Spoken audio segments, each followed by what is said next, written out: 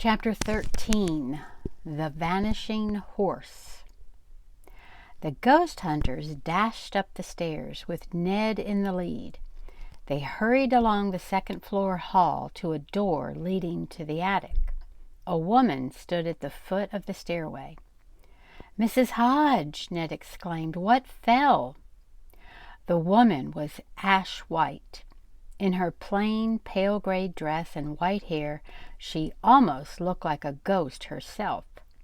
She answered in a trembling voice, "A trunk.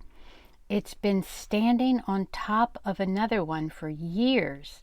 All of a sudden, while I was up there, it began to teeter, then crashed to the floor." It was evident to Nancy that Mrs. Hodge was unnerved. Without waiting for an introduction, she went up to the woman and put an arm about her waist. "Please come and lie down," she said gently. "We'll investigate and see if we can find out why the trunk toppled over." She supported Mrs. Hodge, who led the way to her own bedroom.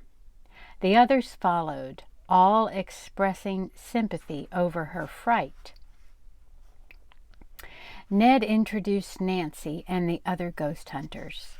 Mrs. Hodge acknowledged their friendly greetings and remarked that this was no way for the owner of a guest house to welcome anyone.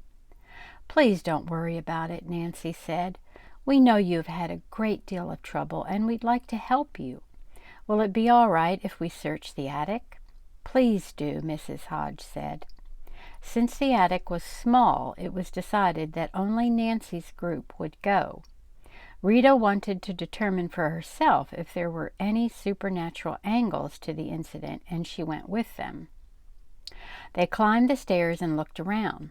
The crudeness of the unfinished attic and the small windows indicated that the house was very old. Antique pieces of furniture and boxes stood here and there. An old blanket was flung across a rafter. To one side lay the toppled trunk. Its lid had opened, scattering flimsy, old-fashioned dresses on the floor. Behind it stood the other trunk. Nancy hoped to find a reason for the accident. While the others in the group looked around the big room, she and Ned pushed the second lightweight trunk away from its position. They found that its contents were antique dolls and toys. "Ned, look!" Nancy exclaimed, pointing to the floor.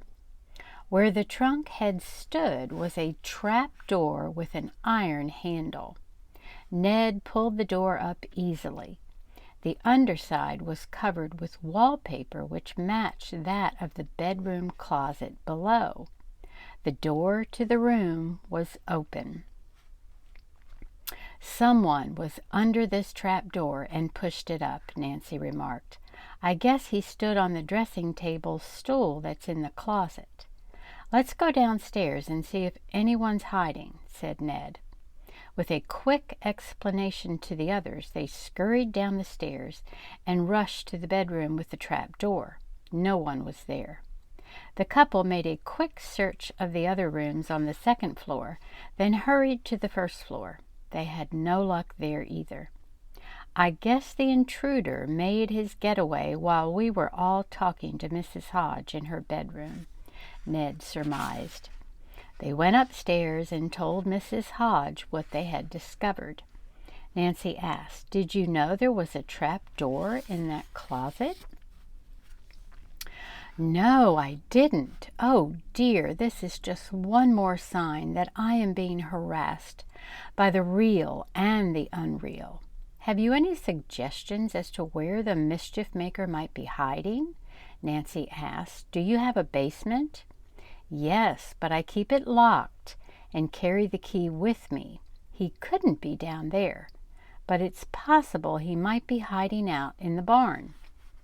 "We'll look there," Nancy said. She went back to the attic and told her friends what she and Ned had found and their plan to search the barn. "Please come and help us," she said.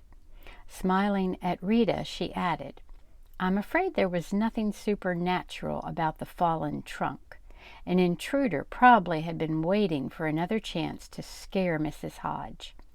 Perhaps he stayed in that room as a guest and found out about the trap door. The rest of the ghost hunters started for the barn, but Nancy stayed behind to speak to Mrs. Hodge.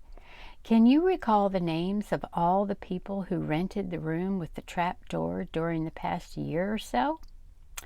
"Not offhand, but I'll show you my guest book."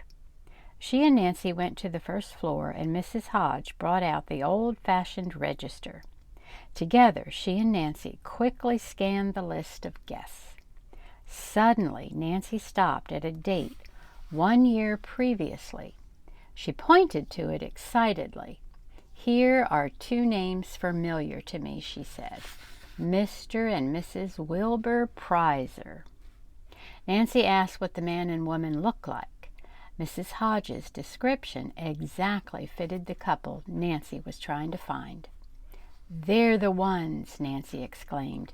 "Can you tell me anything else about them?" "Well, not much. They seemed very nice and kept to themselves a lot. The 2 were great hikers. They spent much of their time outdoors, walking through the fields and woods. Once Mrs. Prizer said to me, 'I wish I had a place like this. Did you ever think of selling it?' Of course I told her no. At that time my business was very good."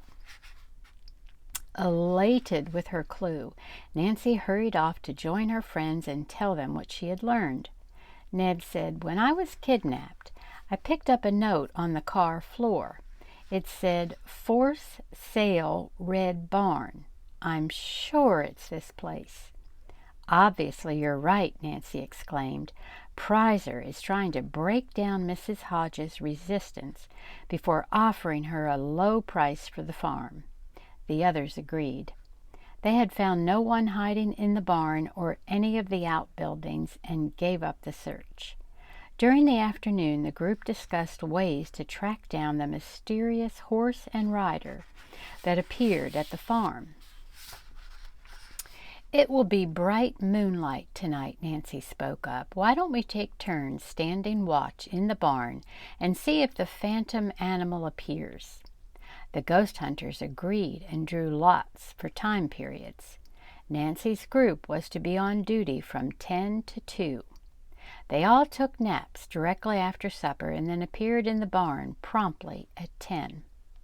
"We didn't see a thing," Helen reported as her foursome finished their watch. "Everything quiet." She laughed. "I'd like to bet that if there's going to be any excitement, it will come during the time Nancy Drew is here." The young detective and her friends settled down to watch. There were the usual sounds of night birds and insects, but nothing else. The young people found it hard to stay awake and kept nudging one another when a head fell forward in sleep. It was a beautiful night. Stars gleamed brightly and the moon shone brilliantly. Every tree, bush, and building was sharply silhouetted. If anyone should appear, he surely would be seen clearly. Off in the distance, a clock struck the midnight hour. 1 minute later, Bess grabbed Nancy's arm. "There it is," she whispered. Emerging from the woods was a white, ghost-like horse. It began to gallop across the field.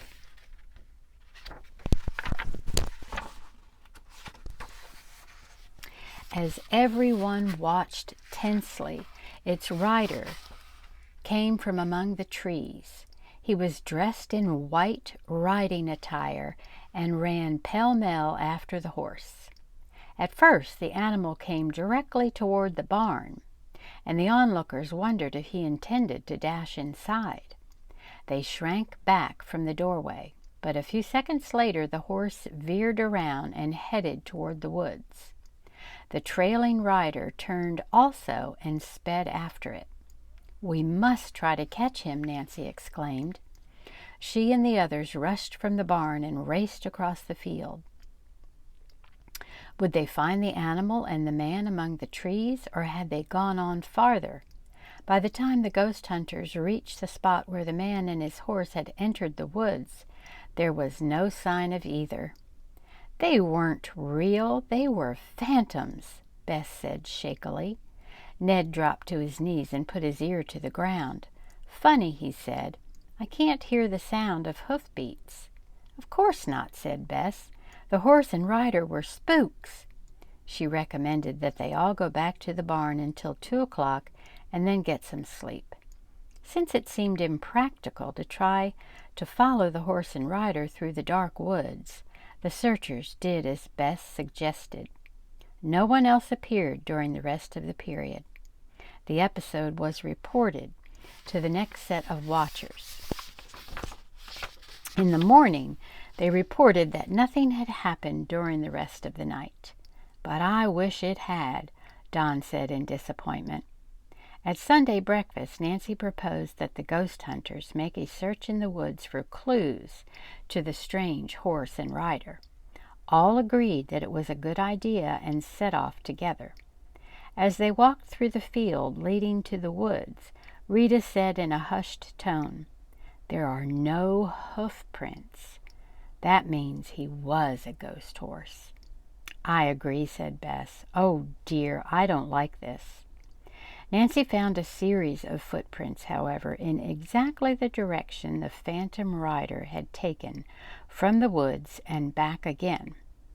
"I'll bet," said Rita, "that these footprints belonged to somebody else. The ghost horse had a phantom rider." Following the man's footprints, the searchers came to a place in the woods where several bushes were broken down. A moment later, George cried out, "I see hoof prints." She started to run and soon outdistanced the others. Suddenly, Bess screamed, then cried in terror. George fell out of sight. Seemingly, the earth had swallowed her cousin. Until next time.